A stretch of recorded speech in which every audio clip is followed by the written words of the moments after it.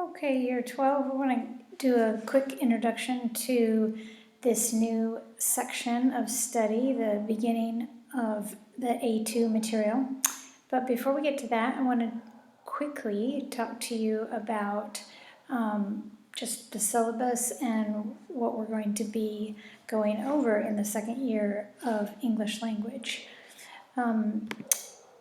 The syllabus has significantly changed for 2021, and I will be posting the syllabus, the pertinent pages, not the whole thing. So look for those PDFs coming your way. I'll give you a brief little look here in this video. But basically, I want to overview the 4 areas of study that make up the A2 syllabus.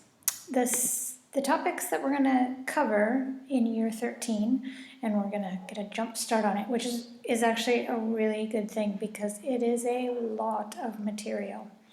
All right, the 4 topics are language change, and language change will cover things like, first of all, an overview of the history of the English language. And then we'll be specifically looking at changes from the 2 most recent eras of the English language. And that would be early modern English and late modern English.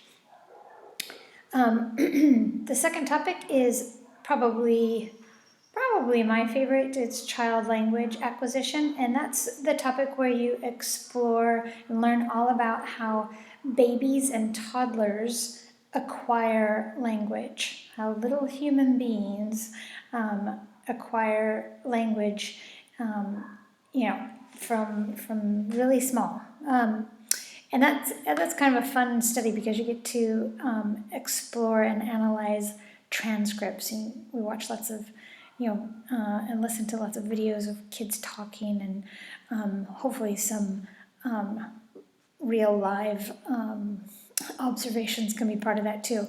It comes in handy when you are in a K-12 or K-13 kind of school, meaning that you're in a school with little people, and that's a fun part of it. And then the second 2 topics will be for paper 4. I don't know if I said it, but the first 2 topics are the paper 3 topics, and the second 2 topics are the paper 4 topics. And then so for paper 4, there is English in the world, like looking at English as a global language, and then looking the second topic at language and the self. And what that will cover is like looking at how language is a part of our identity and how it helps us create an identity within society. So we'll look at the social aspects of language as well as the individual. So really quick, and this is a real overview. The paper 3 covers those first 2 topics, like I said, and it's 2 hours and 15 minutes, and it's 2 questions, and it's one question per topic. And for every topic, there will be some kind of text related. For the language change, you look at like an older, or it can be as old as Shakespeare's era, up to present day text, and then you compare it with some other analytical charts and graphs. And then for language acquisition, you'll be analyzing a transcript of usually a caregiver and a small human being. So whether it can be as young as a year-old up to maybe 4, 5, 6-year-old. So it's a good range.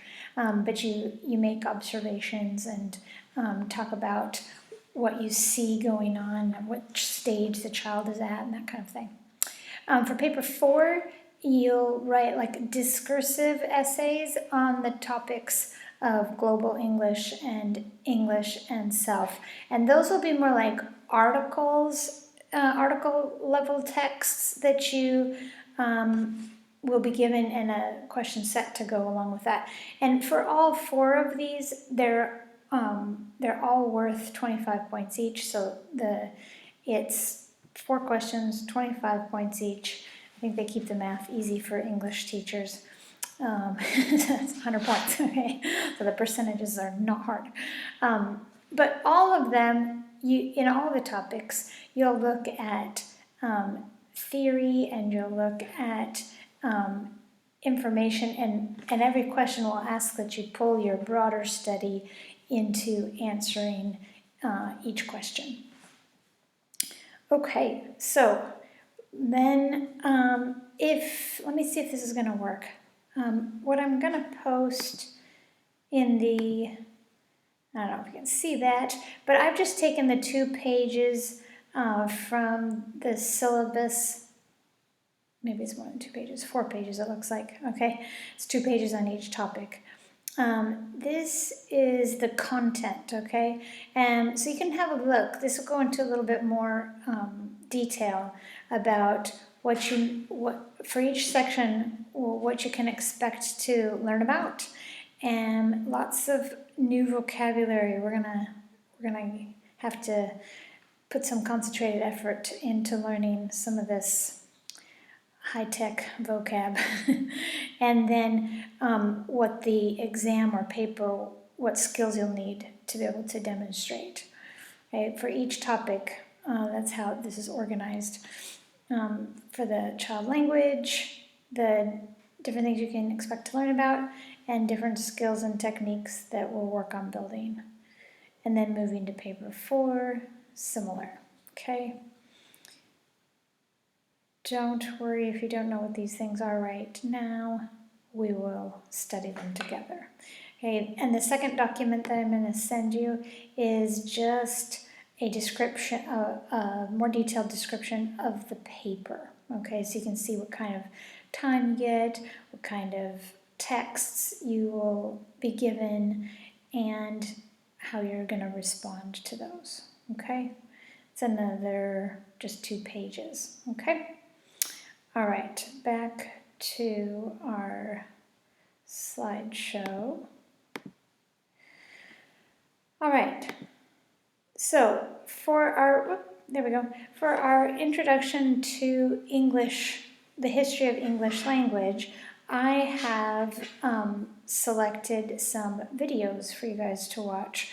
I'm going to send you the links, and what I want you to do this first week is just spend some time becoming familiar with how the English language came to be. Okay, there's a lot of great material out there. I've looked at lots and lots of videos to try to make this interesting and engaging, and I hope you will enjoy the ones I've selected. But you certainly can go on to explore on your own as well.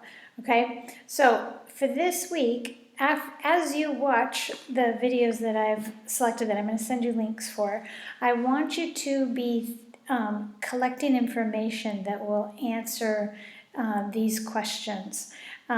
If you break up the history of the English language, you're going to find that there are influences, languages spoken in the area where the English language started before 500 CE, and then around 500 CE was the beginning times of what is now known as Old English, and then it morphed into a form called Middle English, and then it morphed into a era that we will call Early Modern English, to the late modern English. And so I want you to be collecting information as you read, as you watch videos.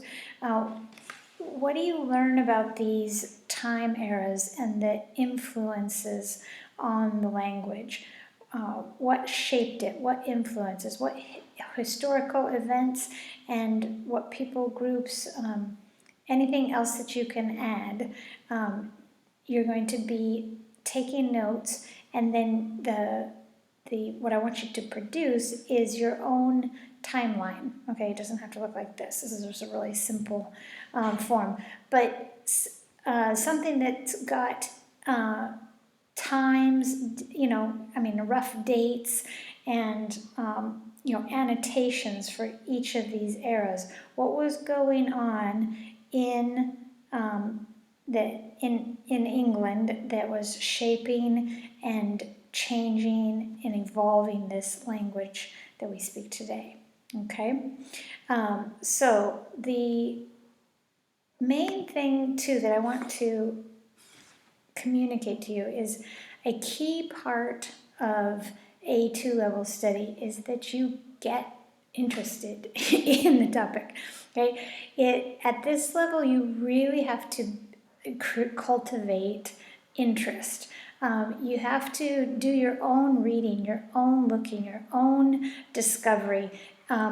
If you only depend upon what I give you, it's going to be not as rich and deep and as invested as it would be if you become passionate about the topics, if you really take a keen interest. So start here at the beginning with if something interests you, look it up, follow it down the path. I spent the weekend watching videos about how language was pronounced in Shakespeare time, and I got lost in it. And that's the kind of interest I will take in the topic, but that you can personally take. Okay, so this week I want you to just search up all aspects of the history of the English language. If there's a time era that interests you, if you want to listen, find examples of what it looked like, what it sounded like, that's the kind of interest you should take in the subjects that we investigate. And this first one is a huge topic. I mean, you could spend a day. Really, more than a day. There's whole university there, so there's whole degrees on this. Okay, so let yourself get interested. Let yourself follow and explore these. Not just what do I have to watch, what do I have to learn, but like a personal invested interest, because that's the kind of approach that's going to get, first of all, you to be interested and stay interested in the topic, but it's also going to result in a stronger, active, personally invested study of the subject, which should result in a strong mark in the class. Okay, so it's about doing the work that I set, and of course reading the articles that I set and watching the videos that I set, but it's about you getting invested and interested as well. So for the basic task for this week is I want you to follow the links that I'm gonna give you, but then you take it from there. See what else you can find about the history of the English language. Okay, old English, Middle English, early modern, and late. But especially thinking about where it came from. Where is this language that we speak? Where did it come from? Okay, the videos that I'm going to give you links to is pretty good coverage, pretty basic coverage of the history of the English language.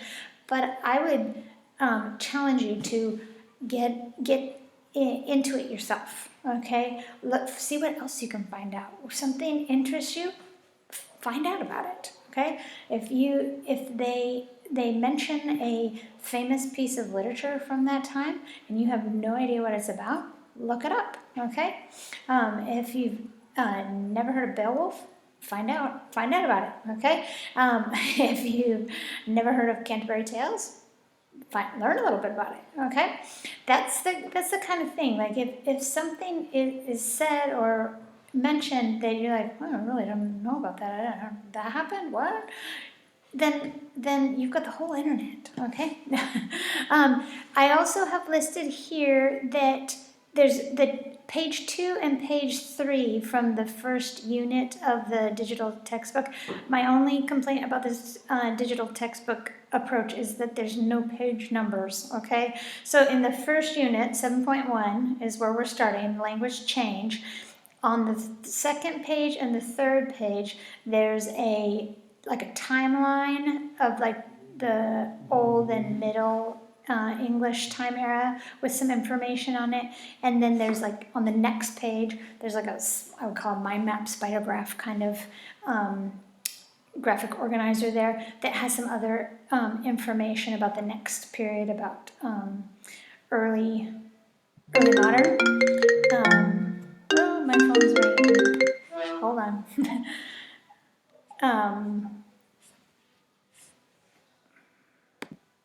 Okay, sorry that phone interrupted, but I'm almost done, so I'm going to finish. In the end, the bare minimum would be you watching the videos that I'm going to set for you to watch, and then taking notes and having a look at the 2 pages in the textbook, and then creating some kind of informative, annotated timeline.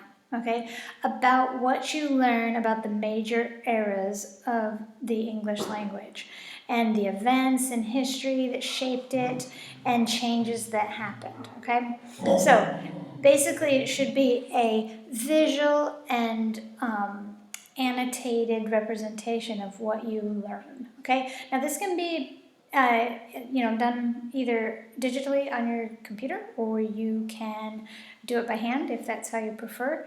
Either way, I would like it a week from now. I know most of the days between now and then are Easter holiday, so you've got today and you've got Tuesday to work on it, but that's a project for you to start with, but really it's an invitation for you to explore.